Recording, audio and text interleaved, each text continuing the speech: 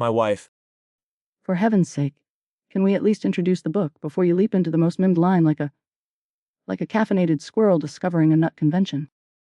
Darling, that is the introduction. It's the emotional core. The everything. People hear, my wife, uttered by the grumpy space wizard who's been trying to vaporize said wife for 200 pages, and they know what they're in for. Or they run screaming. Entertainment. It lacks context. It lacks nuance. It lacks you finishing the book. Admit it. You got bogged down in the 64-word sentences, didn't you? Someone counted. 64 words.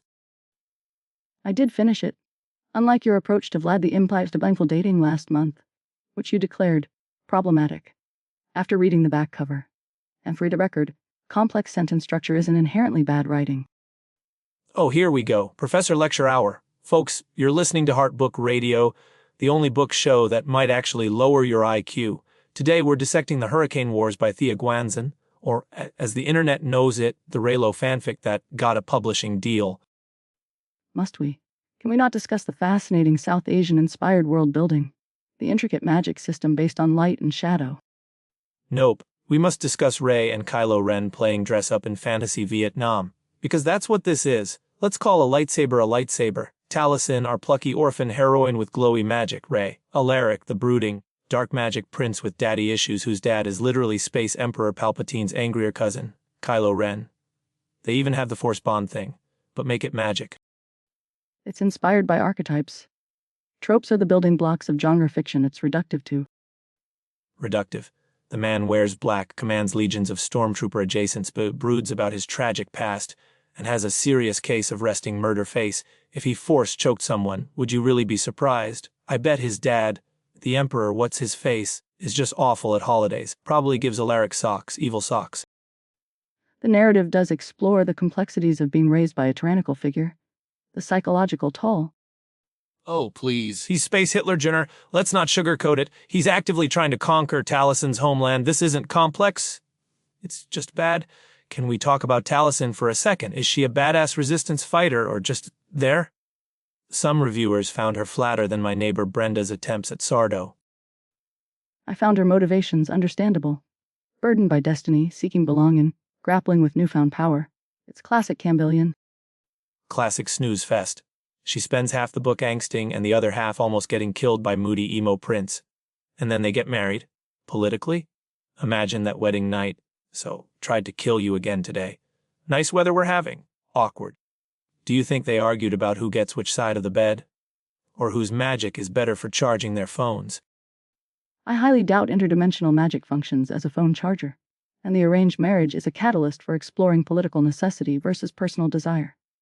It forces proximity, creating tension. Tension. It's creepy. He's the oppressor. It's like rooting for Darth Vader to get with Princess Leia after he blew up her planet. Which, thank God, didn't happen. Though knowing Disney. Anyway, is this book actually good? Or is it just fanfic with a fancy cover? Objectively, the world building shows ambition. The author attempts to weave intricate political and magical systems, drawing from non-Western influences, which is commendable. However, the execution is hampered by significant info dumping, particularly in the early chapters. Several reviewers, as you gleefully noted, found the prose overwrought. I myself encountered sentences that seemed structurally adventurous. Adventurous. That's like calling my Uncle Barry's conspiracy theories. Alternative facts. It's bad. One reviewer said, and I quote, "There's one line during an intimate scene that caused me to spit out my cereal and bury my face in my hands. We need to find that line. It's my new life mission." Was it something like, his shadow magic caressed her light weave? Like artisanal sandpaper? I wouldn't know. I don't typically read with breakfast cereal. But the reactions are telling. People either adore the Raylo dynamic transplanted here, calling it pick and swoon-worthy, or they despise it as derivative and find the romance deeply problematic given the context of, war crimes. Exactly. We got a listener email, probably fake. Brenda from Accounts writes them sometimes asking, is Alaric redeemable, or should Talasyn just stab him with her light magic thingy and be done with it? What do you think, stab or smooch? The narrative clearly positions him for a redemption arc, exploring his internal conflict and traumatic upbringing. Whether that absolution feels earned is subjective.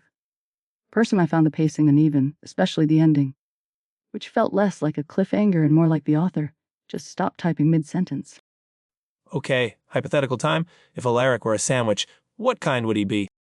That's utterly Come on, play along. fine. He'd be burnt toast, with excessively bitter marmalade, and maybe a single, wilted piece of arugula pretending to be sophisticated angst. Yes. See, you get it. Okay, wrap up time before the producer throws his headset at the wall. Give us your ridiculously pompous rating. Despite its flaws and questionable origins, the sheer Alan discourse it generated is notable. I give the Hurricane Wars 4 out of 10 lengthy academics and notes explaining why fanfiction can be transformative literature. Even if this isn't the best example. Boring. I give it 2 out of 5 imperial conquests. It made me vaguely uncomfortable. The writing sometimes made my teeth itch, but the sheer audacity of publishing Raylo fanfic, kinda iconic. I didn't hate hating it. Does that make sense? Probably not. Rarely does. Alright, lovebirds. That's all the time we have for today's literary train wreck. Tune in next week when we tackle the controversial new release, My Hamster, the Intergalactic Warlord. Apparently, it's a scathing critique of gerbil-related capitalism. I need a drink. You've been listening to Heartbook Radio. Try not to think too hard about it.